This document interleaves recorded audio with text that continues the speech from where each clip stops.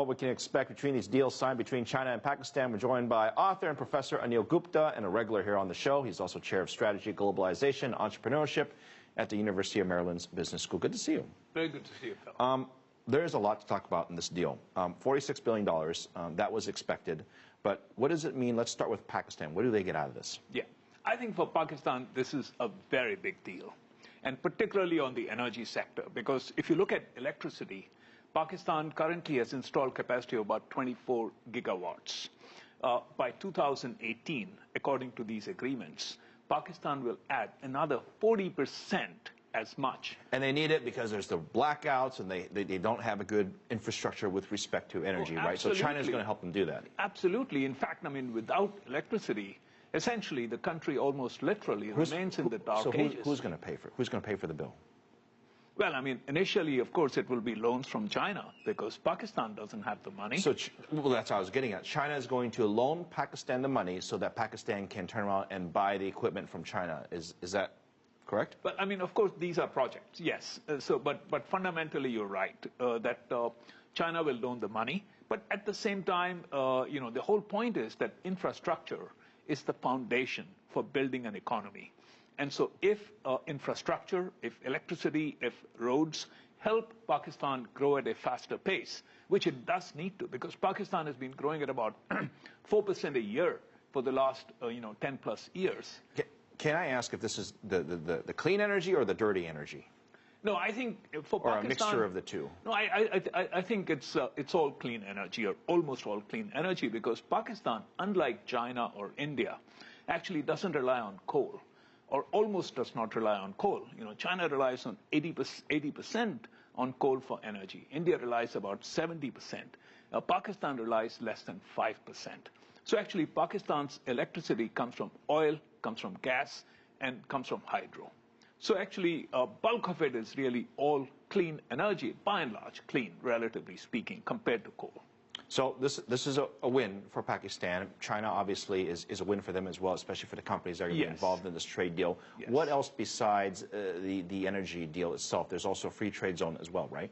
The free trade zones, and of course, I mean, it's energy, it's the road and rail, the whole corridor, the China-Pakistan corridor that goes from Kashgar all the way to Karachi and, beyond to the port of Gwadar.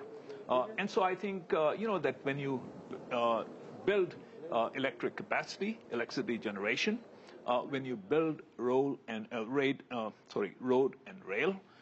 infrastructure, I think that should lead to significant plus for Pakistan. And when we talk about the Silk Road project, I mean, first of all, it's a massive project, and this is a small part of it. Correct. But is it even worth discussing if this plays a role in that? Because you talk about the roads, you talk about the rails, the trains. I mean, that's all actually part of that same theme. I think so. I mean, if you look at the 46 billion, or even just over the next 5 years, a good chunk of that 46 billion will be kind of early on. So now that even if it is 30 billion over the next 5, 6, 7 years, that's a significant chunk of money for Pakistan. But also, this is a very good showcase for what for the one road, one belt idea, because you got to start somewhere, and this actually is a very solid beginning on that journey. China's concerns about in the event that an opposition party or another party who might feel differently about these projects were to be put in office. Is there any realistic way to safeguard deals like this? I mean, one party's in office, next year they switch and they said, we don't want this deal anymore. I mean, what can you really do? In the case of Pakistan, unlike, for example, let's say what happened in Sri Lanka, right? In the case of Pakistan, I don't think that's a concern for China. Basically because the Pakistan-China relationship, and you go back to the 1950s, has been what both sides define as an all-weather friendship. So you have dictatorships, you have democracies, you have one party gets elected, you have the other party gets elected, but the China-Pakistan relationship has remained solid. So, and in fact, Pakistan, unfortunately, doesn't have too many friends right now. And China is a very solid friend. So it's hard to imagine how any future leadership in the foreseeable, in the coming years, would want to annoy China or would want to do something that would be perceived by China as Well, really anti-China. I only have another minute left, but there's also a cooperation on other levels as well, including military. Yes. And of course, I mean, you know, there is the sale of submarines to China. China has already been cooperating with Pakistan in terms of production of jet fighters, in terms of production, of course, of nuclear weaponry. But, you know, that's nothing new. I mean, that's do you think, look, do you think India, being its neighbor, who has been critical of some of these deals in the past, Right. what do they think of the deal? I think from India's point of view, this is a plus.